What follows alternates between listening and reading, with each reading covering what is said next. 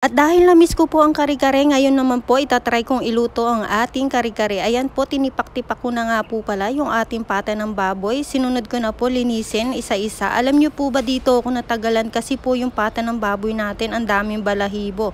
At pagkatapos ko naman pong hugasan, nilagay ko na po rito sa kasirola. Nilagyan ko na rin po ng asin. Alam ko na nga rin po pala dito sa kalan yung ating kasirola at pakukuluan po natin yung ating pata ng baboy. At makalipas nga po ang ilang minuto, ayan, kumukulo na po. Ngayon naman po ang tinatanggal ko yung maiitim na bula.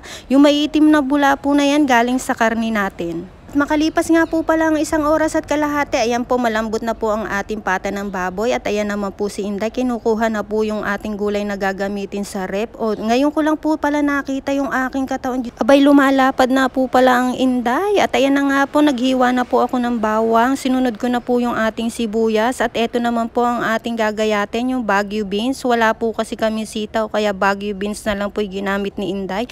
Hinati ko lang po sa gitna. Susunod ko na nga po palang gayatin dyan yung ating pechay batchoy. Wala po kasi kami yung malalaking pechay kaya ito na lang po yung aking gagamitin. Ito po lang kare-karing lulutuin ko. Ipapatry ko nga rin po pala kay tatay kasi first time din lang po niyang kakain. At ayan na nga po, ginayat-gayat ko na po yung ating talong. Isang talong lang po ang gagamitin natin kasi medyo malaki naman po siya. Hiniwa ko lang po sa gitna. Tapos ko na pong gayatin yung ating gulay. Nagpapainit naman po ako ng tubig. Nilagyan ko asin. Dito po natin ilalaga yung ating gulay. At habang hinihintay ko pong kumulo yung ating tubig na isinalang, eto po, kukuha muna tayo ng bigas sa ating mahiwagang baul.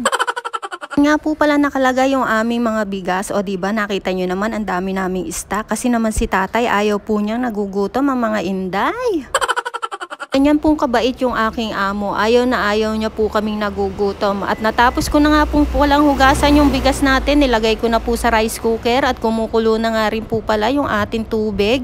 Tinalbog ko na po yung Baguio beans at nagkasabay pa nga po pala kami magluto dito ng kasama ko kaya nagsayaw pa. O diba, ang lalakas ng tama ng mga Inday. Dahil luto na nga po pala yung Baguio beans natin, ay sinunod ko naman pong isa lang dito yung ating pechay batchoy. Hintayin lang din po natin maging half cook. At makalipas nga po pala yung ating ilang minuto, hinango ko na po yung ating pechay batchoy. Ang isusunod ko naman po, ipiprito natin yung ating talong. Yung talong po natin hindi ko po nilaga, iprito ko po para hindi po siya malusak mamaya. At makalipas nga po pala ang ilang minuto, babalik ta rin na po natin sa kahirapan yung ating talong para maluto naman po yung kabilang side. Sa totoo lang po, first time ko lang po talagang lulutuin itong kare-kare kaya hindi ko po alam kung ano ang resulta nito mamaya. Dahil luto na nga po pala yung ating talong, isunod ko naman po dyan, igigisa na po natin yung ating bawang. Halu-haluin lang po natin, hintayin lang po natin hanggang mag golden brown. Sumunod ko naman pong itinalbog dyan yung ating sibuyas. Halu-haluin lang po natin at ayan nga po, inilayo ko nga po pala yung ating cellphone at bakat po tayo ay masabugan dahil itatalbog na po natin sa kaginahawahan yung ating patang baboy na nilaga kanina. Ayan pa nga po, ayaw pa yata magpaluto kay Inday. At nilagay ko na nga rin po pala rito yung patis. Ito po yung ating gagamitin na pampaalat. At sumunod naman po yung ating peanut. Ayan,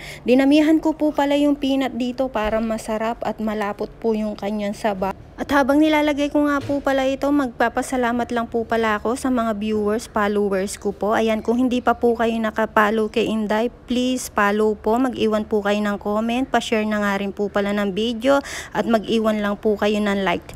Ayan na nga po, nilagay ko na po yung ating mga gulay. Isusunod ko naman po dyan yung ating talong. Itinalbog ko lang po, pang ibabaw natin yung talong para hindi po maluto. At dahil maputla nga po pala yung ating kare-kare, nilagyan ko lang po ng dark sauce o parang si Inday lang maputla kaya edit ng video.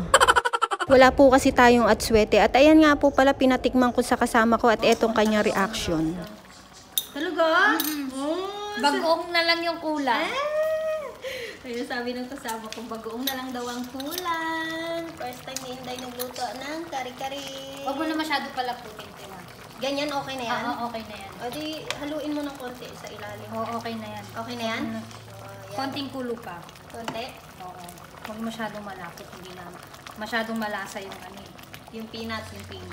At ayun na nga po yung reaction ng kasama ko. O diba, nakaka-proud naman. Masayang-masaya po si Inday kasi first time ko lang po talagang niluto ang kare-kare.